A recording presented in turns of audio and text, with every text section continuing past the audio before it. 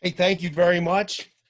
I'm going to introduce us and I'm going to tell you a little bit about what we're going to do first.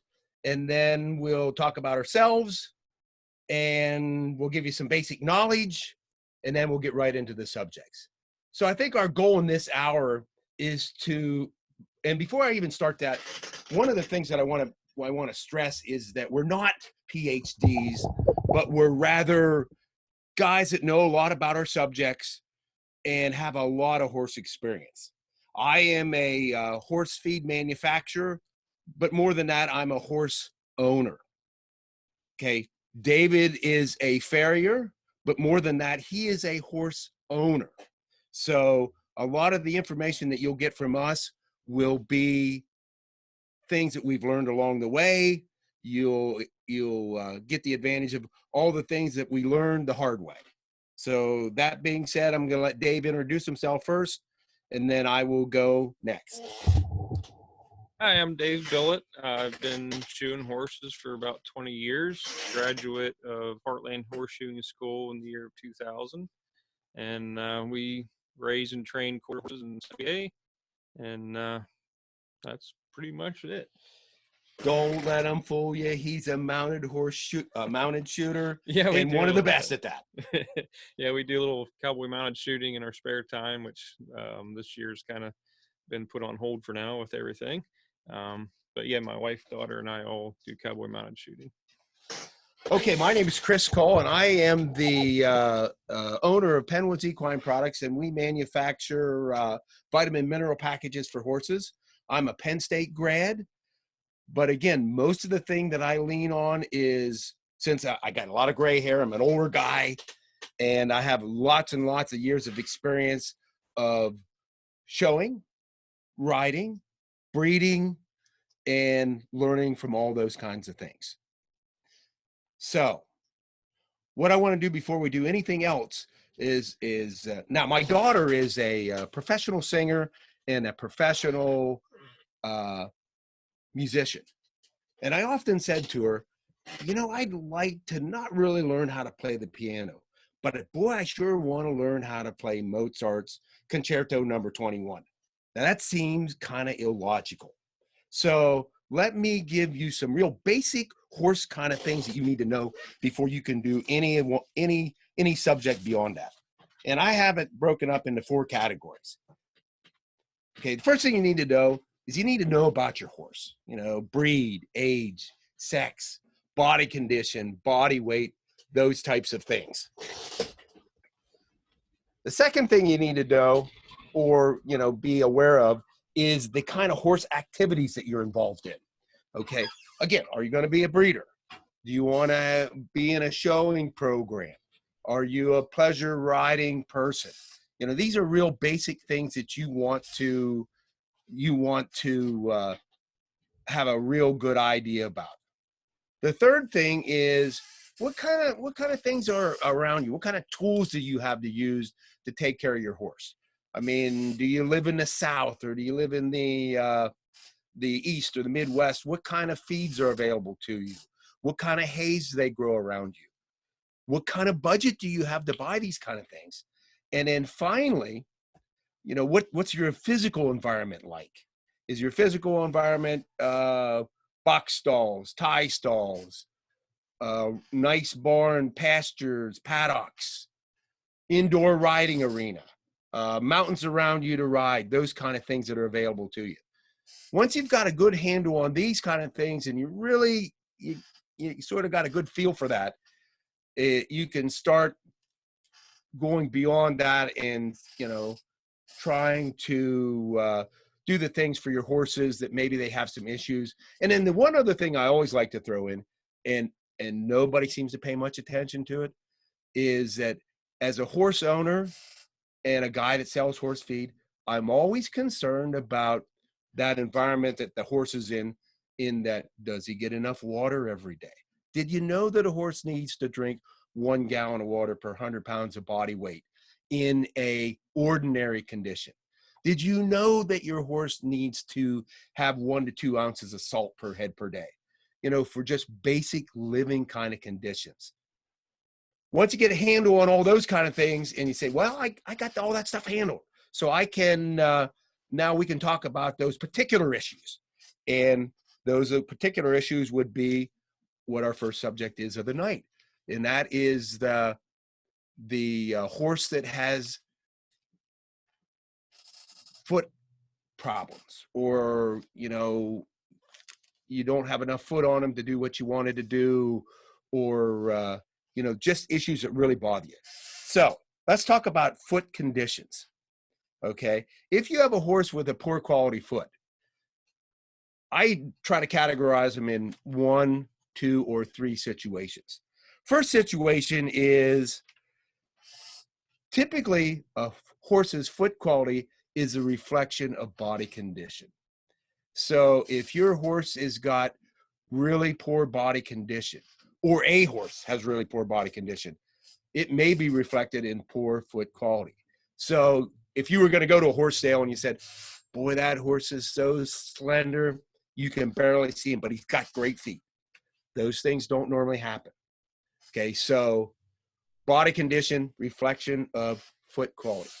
Category number 2, maybe there's a genetic predisposition, so that breed or that particular genetics in that breed, poor foot quality is part of that.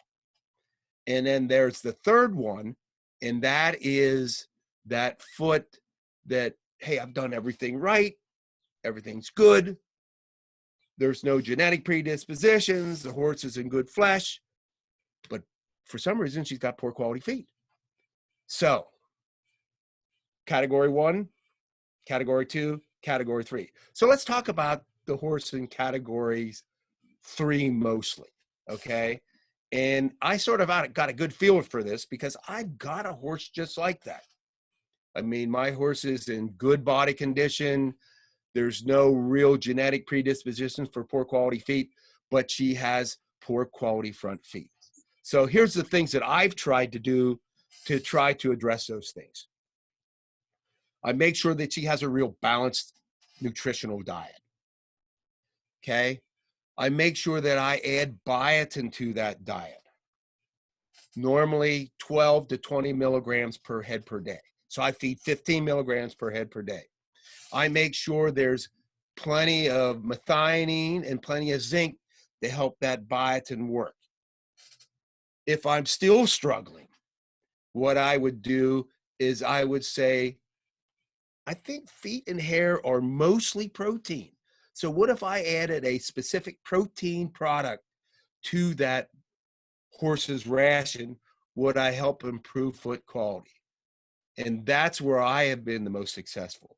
I would add a protein source that would have a high level of really digestible proteins, and I would use a product that had whey protein concentrate and whey protein isolate. I always thought them to be nature's perfect proteins. So they're easily digestible. They help get that biotin so that as a facilitator to make it work a little bit better. And that's the thing that I have found really, really, really helps to get a good quality foot on a horse that maybe doesn't have that potential. Now, once I've got that good quality foot on that horse, that's important to me to make sure that all the other things are done right also, and that is foot care. So I'm going to pass this thing right on to my good friend David here, and he may talk about a lot of different horses, but a lot of it he'll be talking about that one foot quality issue horse that I have. Please take it away, David. Okay, thanks, Chris. Excuse me. So there's several horses that I work on at Chris's that I just started doing. So some of these pictures are feet that have been, we're transitioning from a different farrier to a new farrier. So this horse in particular is one who had some hoof issues, and I believe you have this horse on Central Rescue now. I do. So he's been on Central Rescue, and for my first time seeing this horse, his feet really didn't look very bad. So I guess his history is he had a shelly foot that just wanted to crumble and fall apart. and that makes it hard to hold a nail. So horses like that, you want to use clips on them to take some of the shear force off the nails. We use a smaller, slender nail to displace a lot less hoof wall, and just everything kind of in combination to help hold those shoes on. Um, Chris does a lot of trail riding, so he uses borium on his shoes. That, of course, adds a lot of extra torque and can twist the shoes off easier than a plain shoe. So we want to make sure we keep those on tight with a good clinch and good clips. Was there another So portion? David, what do you think about dressings on the outside to keep that foot pliable? It depends on your environment and each individual horse, of course. If your horse has a really dry foot that wants to just fall apart, then yes, a dressing is a good idea. It does, add some pliability. Uh, I know I usually dress the feet when I'm done shoeing them with a dressing that it's not really a conditioner, but it helps them retain their natural moisture in their foot so that they don't dry out.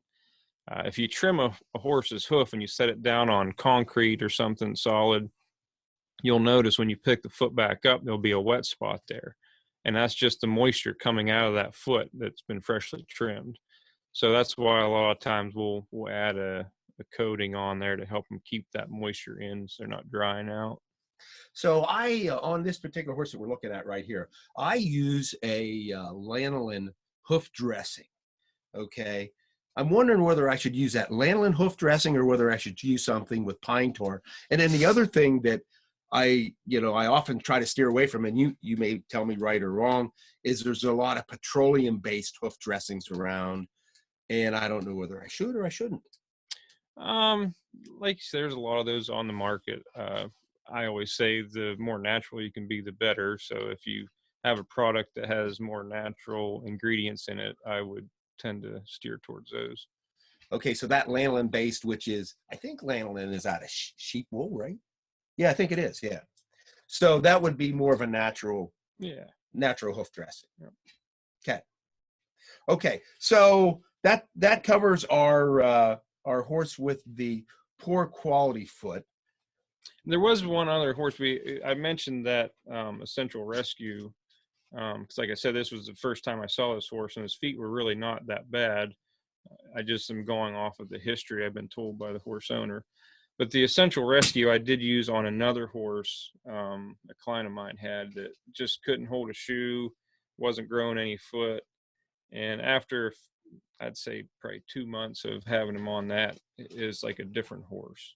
His feet were really solid. He could hold a shoe. Knock on wood.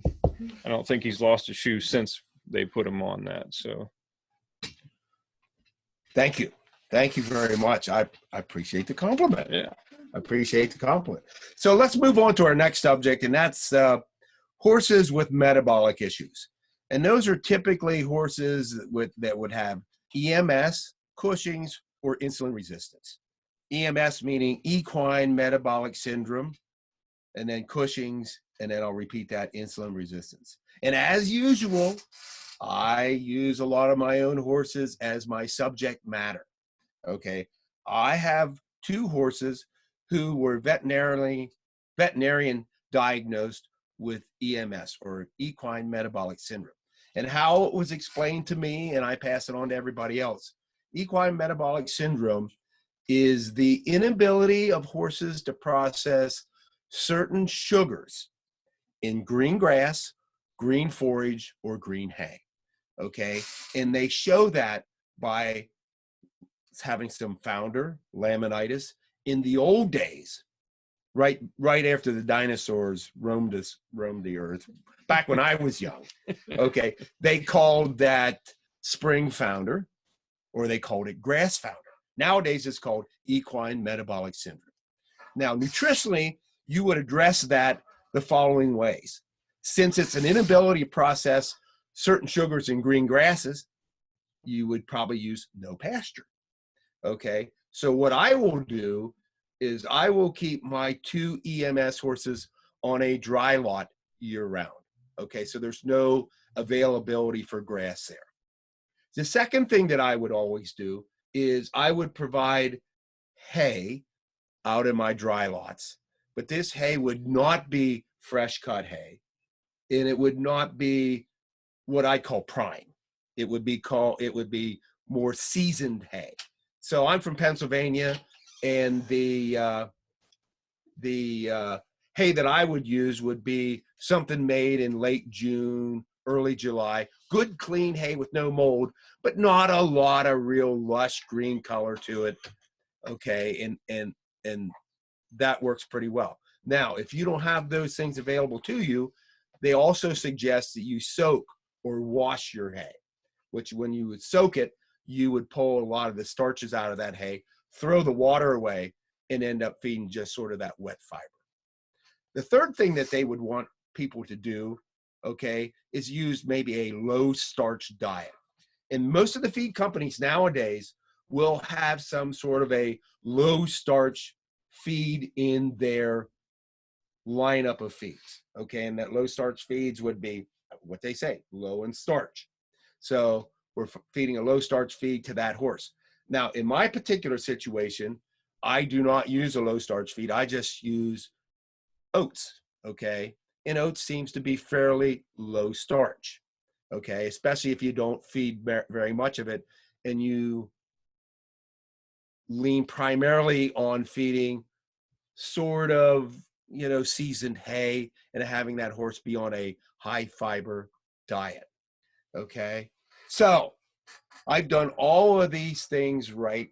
I feel really good about these two horses, but I got to work in conjunction with my feed, my environment, and then finally the gentleman who takes care of my horse's feet, because that's so important.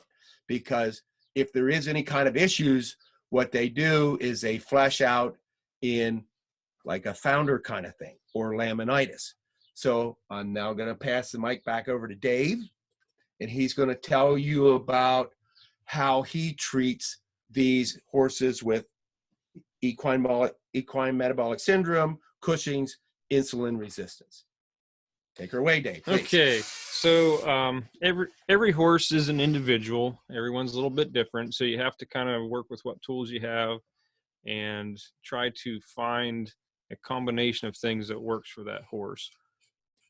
Like with Chris's one horse, we have backward shoes on, pads, and I call this kind of the working man's version of what works with these horses.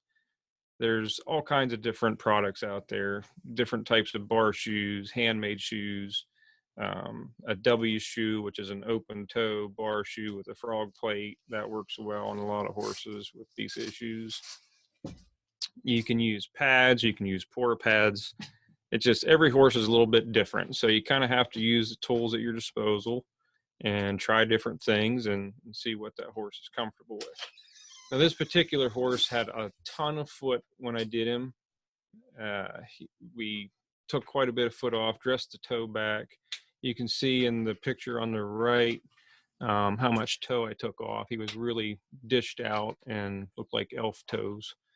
So we put a backward shoe on him to get the pressure off of his toe, patted him up a little bit, and going from the history of the horse and what has worked for him in the past is kind of where he's been and maintained well. So I just kind of stuck with the program there, and we'll see how it works.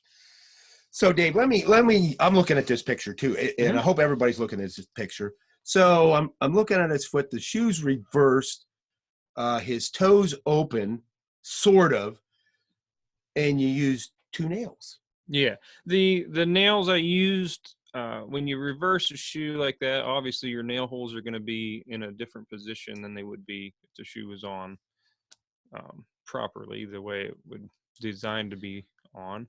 So you can, it just depends on the horse. Like this horse, the way his foot was shaped and everything, I just used the 2 nails.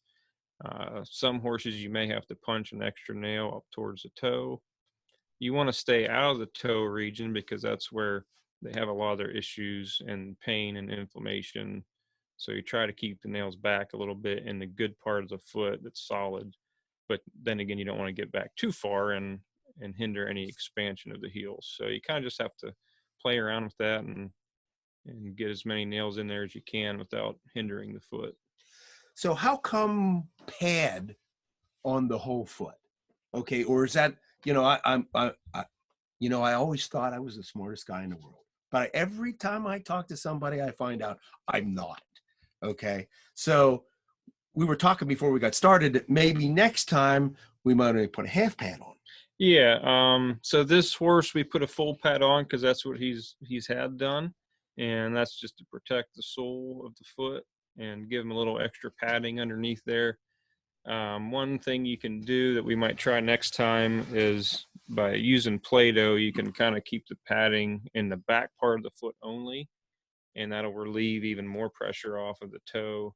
And we would use a product a lot of people call a pour pad. It's a 2-part thing that goes in with a gun, kind of like a silicone gun. And it's kind of like the gel insoles of your sports shoes. So before we started today, I was talking about these 2 horses that I have. And I've been dealing with each one of these horses for about 10 years. And what I've found out is if you have an EMS horse, especially an EMS horse, is that the things that happen, when they get sore feet or you see them ouching around, it's pretty seasonal. Okay, so no matter what I did right, there's some times of the year when he can be a little bit on the ouchy side. And no matter what I've done, you sort of got to put up with sort of that seasonality of that situation. And one of the things that I try to do, and I don't know whether we can go back to that slide or not, is that I truly have them on a dry lot. Okay. And that dry lot doesn't have any mud, so the mud doesn't pack in there at all. And it's kind of hard, but there's nothing gets wedged up in the shoe at all, so that it stays pretty good.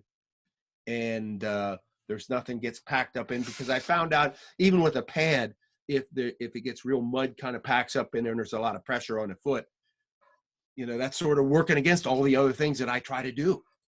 Okay. Now, I sort of missed this a little bit, and I talked about using a oat product instead of a low starch feed. One of the things why I like to use the oat product is it's a more natural kind of feed. And I try my best never to criticize anybody's stuff at all, but please become tag readers so that you know what you're feeding your horses. So for example, I was reading a tag on a typical low starch feed right before I came in here, just to sort of brush up on a little bit. And when you look at the tag on a feed, and if you look at the ingredients from top to bottom, the first ingredient is what the most of, and the last ingredient is what the least is of. So it always starts out with some sort of a grain product. Now, if I'm feeding oats, it's oats. And in my particular situation, it's double clean Western oats. If you have a low starch feed, that first ingredient might be wheat middlings. And if you don't know what wheat middlings are, they are a byproduct of making flour. Okay, the second ingredient was called corn distiller's grain. If you don't know what that is, that's a byproduct of making ethanol for gasoline, or nowadays making hand sanitizer. Okay, the third ingredient in there was soybean hulls, which is a byproduct of a byproduct. So you take soybeans, you crush the oil out of them, you have soybean meal, and then you further process them to get the high potency soybean meal out, and you end up with the soybean hulls. So make sure that you look at that product so get a good idea what you're feeding your horse, and take that into consideration when you pick those feeds. Did I miss anything, guys? Okay. I think we finished a little bit early. Do we have any questions at all? Yes, we have a few, and for those who maybe joined us a little late, this is a great opportunity to have a couple of different perspectives live on here.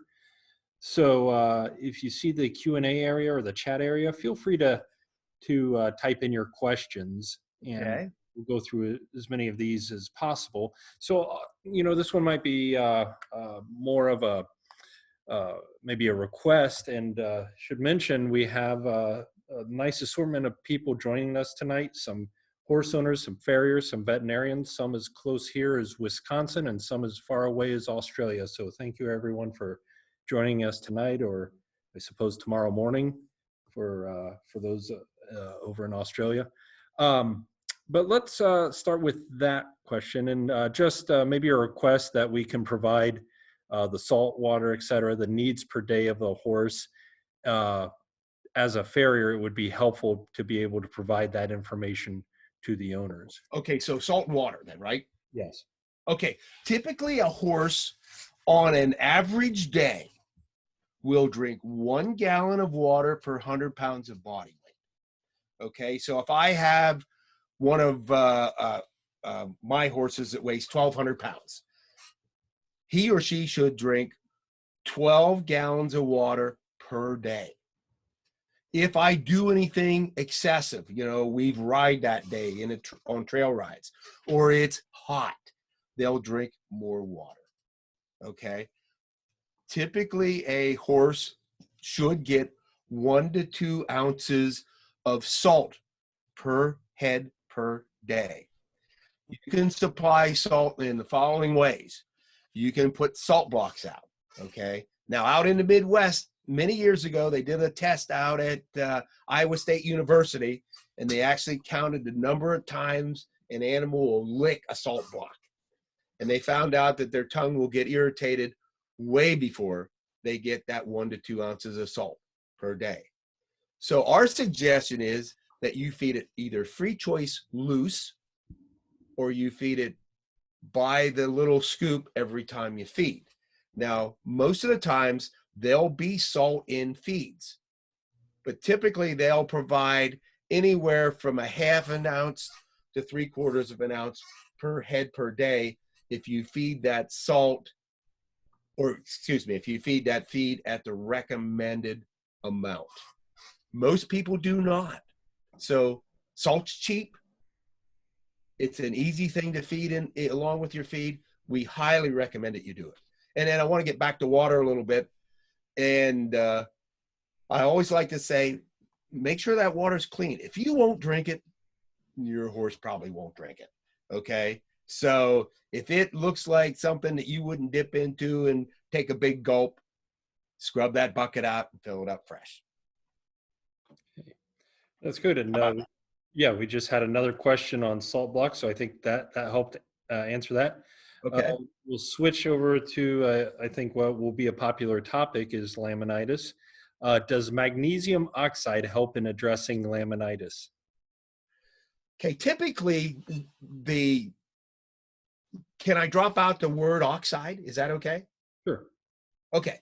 Magnesium really helps a lot with the issues of equine metabolic syndrome, which in turn helps a lot with laminitis. Magnesium oxide is the least of the all. There's magnesium oxide, there's magnesium sulfate, there's magnesium propionate, which is the organic version of it, so that the organic version of it is the most easily absorbed by the horse.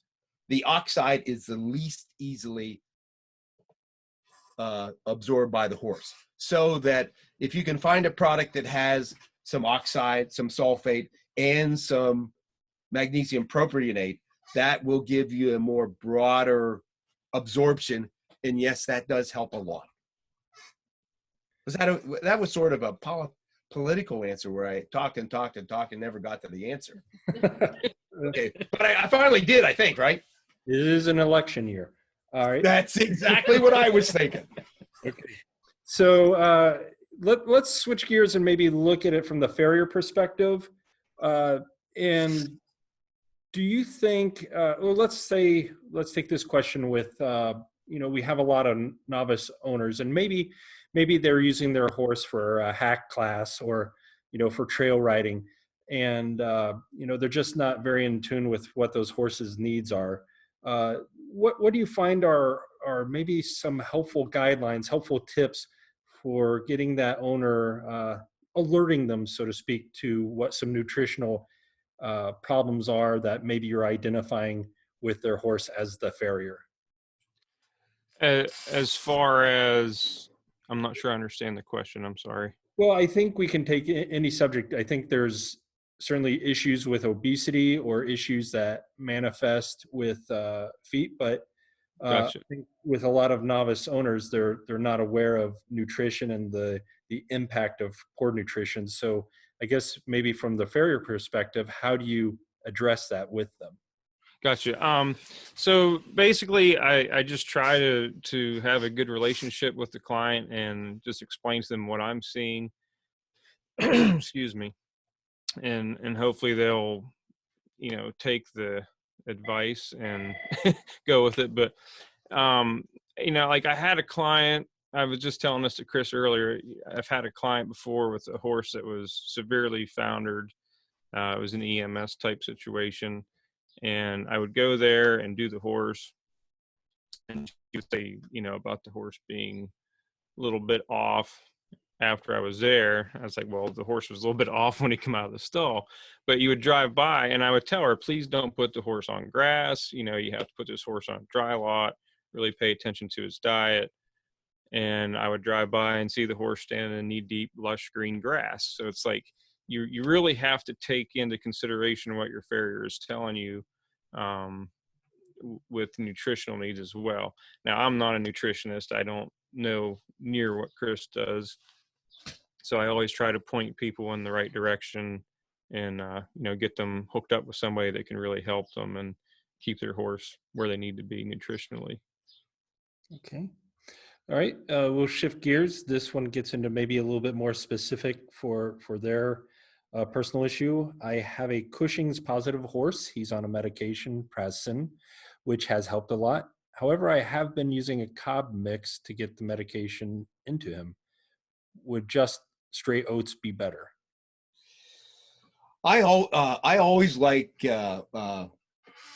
straight oats. So cob is corn, oats, and barley, correct? Yeah. Okay. So the best part of the corn, oats, and barley mix is the oats. It just seems to be a real natural feed for horses. It has good digestibility. It has a lot of fiber in it. And the other thing that you don't have to worry about, especially with corn, okay, and again, this is not derogatory, other than as farming practices have changed over the years, you get these corn yields that are phenomenal, okay? And when you get really high yields and really high density amount of corn planted together, you often get some unseen molds and mycotoxins in those corns. And those just aren't good for your horse, okay? So if you could move towards a more oat diet, or pick a commercial feed or a sweet feed that has a higher proportion of oats in it, I think you'd be better off. Okay. Just because you'd be ducking those unseen molds and mycotoxins. Okay. And if we don't get to any specific topic, or maybe you're a little shy about typing in a question on the screen right now, you can see their phone number, email address. If you're in Pennsylvania or nearby, feel free to drop. Or Australia. Or Australia. Or Australia. Yeah. So, okay. We want to know about those feeds in Australia. Yeah. So if we don't get into anything tonight that you might have an interest in or think of later, here's their information. We'll leave the screen up for a while because we do have several questions left. Here's someone based in Florida, seen a lot of feet falling apart with all the wet weather. What suggestions do you have when there's nothing left to nail to? You get that one, Dave. Yes, sir. I can sympathize with that. Pennsylvania is pretty wet most of the time as well. One thing I tell a lot of clients, you know, if horses are pastured and they're getting a lot of moisture on their feet, it's amazing the difference that keeping your horse in a dry stall, a stall with dry sawdust, can make for the feet. It just draws some of that excessive moisture out, and it helps strengthen those feet up. And if you go to a barn where the horses don't get turnout and they're in sawdust all the time, and then you go to a barn that they're always turned out, it's amazing the difference. Those horses that are in, the feet will be rock hard. Your knife won't even be able to, you know, skim across them. And then the horses that are out, it's just like hot butter. So it's one of the things is management. Really talk to your clients and, you know, get them pulling those horses off pasture, getting them in dry stalls. That'll make a huge difference. As far as what to use, there's a lot of products out there. If you're running into a situation where there's nowhere to nail, there are different glue-on type shoes and that type of thing where you may have to use that even just one rotation to allow that foot to grow out to where you can get nails back in it. The horse I mentioned earlier that is on the Essential Rescue, that's where we were at with it. Its feet were so bad, there was just no way to nail a shoe on. So we went the glue-on route. I think we used the Hanton horseshoes for that. And we glued him on, and after one rotation, he got back to where we could get nails in and get him fixed up.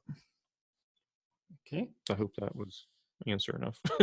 Yeah. Yeah. And if you have a follow-up, certainly feel free to type it in, or if there's also the information on the screen right now.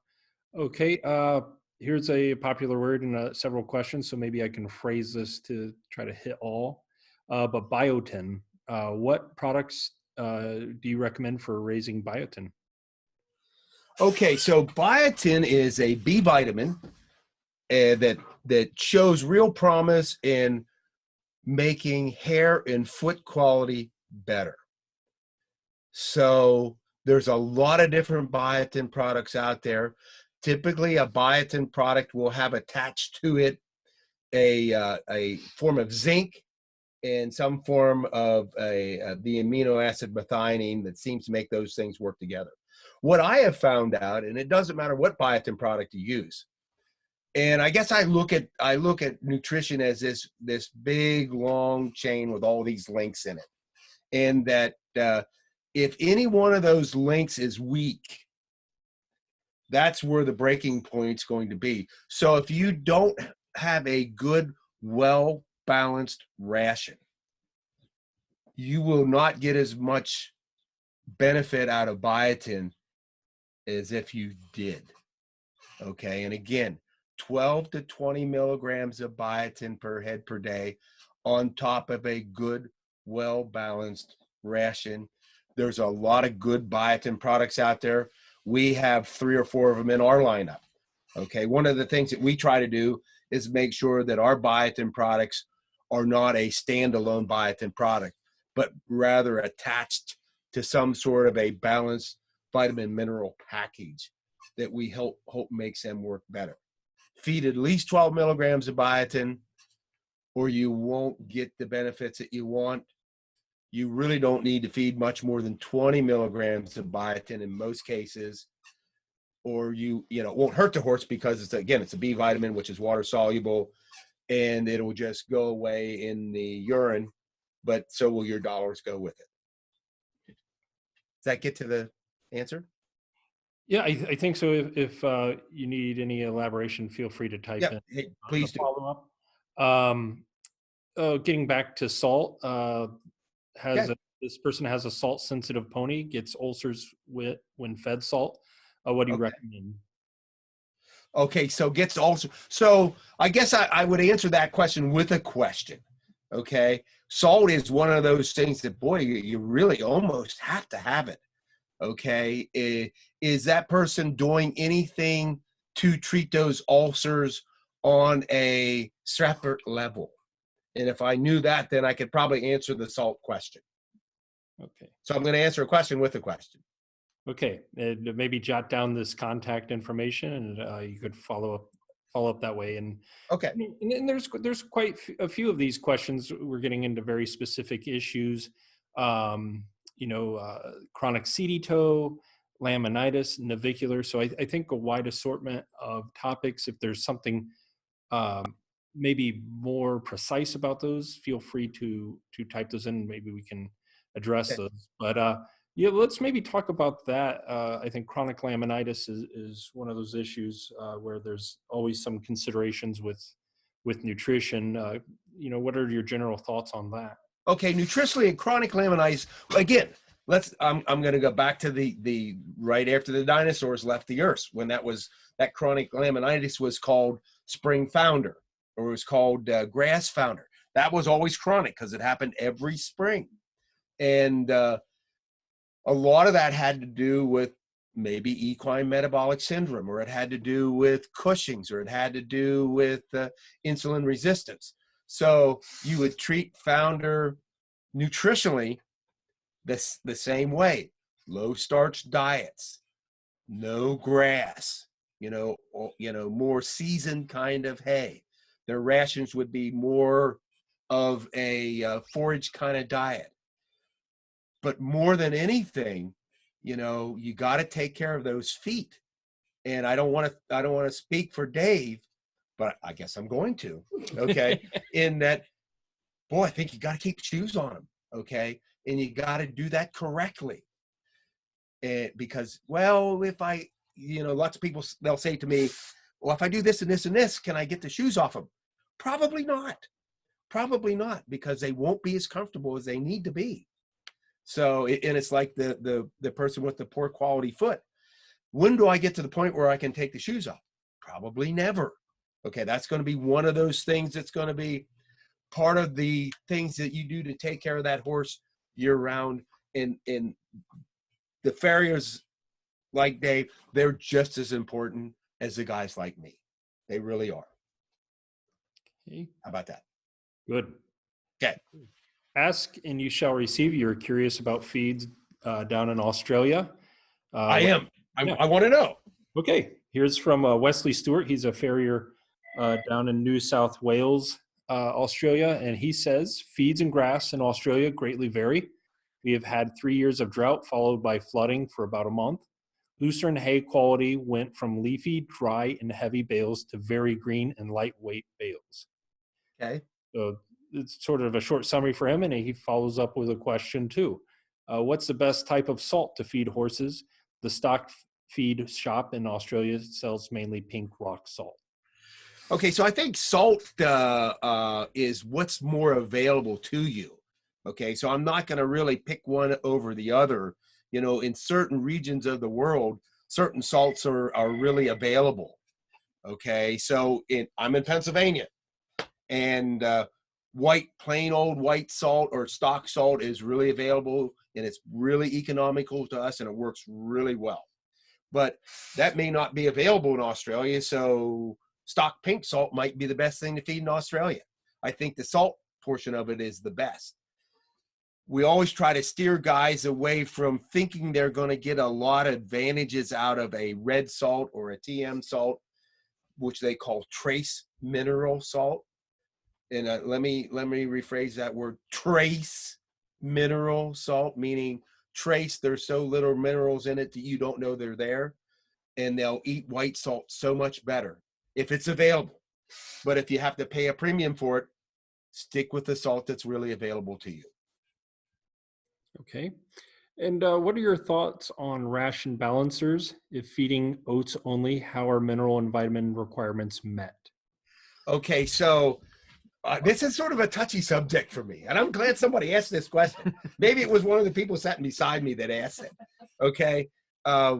Typically, ration balancers are vitamin mineral content on a really high protein base, so you're ending up feeding 30 to 35% protein ration at 1 or 2 pounds per head per day to get the vitamin mineral content that you need to have.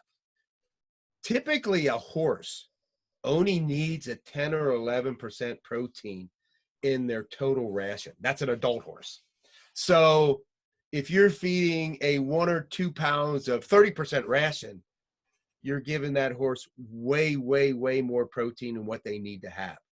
So I would suggest finding some sort of basic vitamin mineral package that suits your needs, that doesn't have a lot of added protein to it, to meet that balancer, so you can balance your ration with that oats or cob kind of situation. Okay. You okay with that? I'm good with it. All right, good, good. I'm glad to hear that. Okay, I think that's the way to go.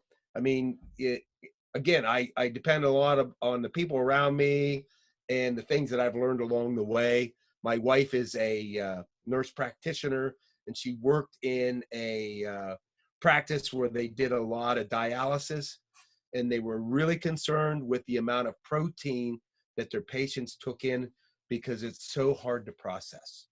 That's the same with your horse too. If you feed them way more protein than they can process, it's a tough battle for them. Okay.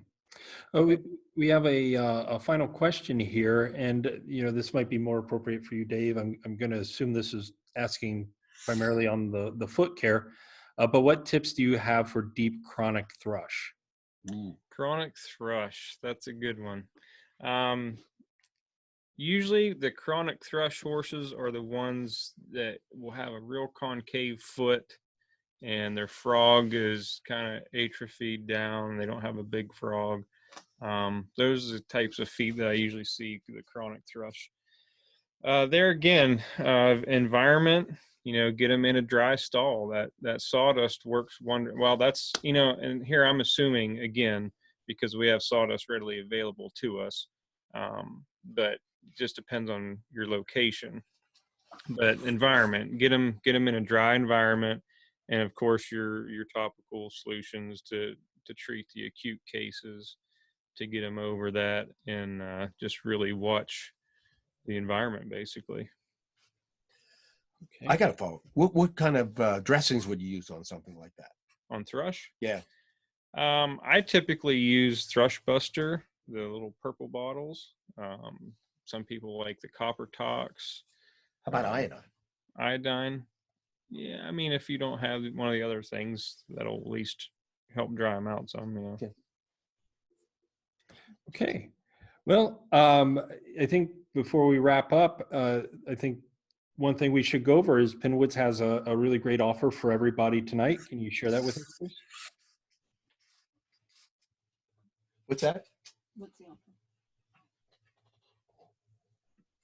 Okay. Oh, the offer is that we're going to provide free shipping on the Essential Rescue from Pennwoods Equine products, and our webpage is pennwoods.com. You use the source code Essential Webinar, okay? And that is on a 5-pound or a 15-pound polylaminate bag. Okay.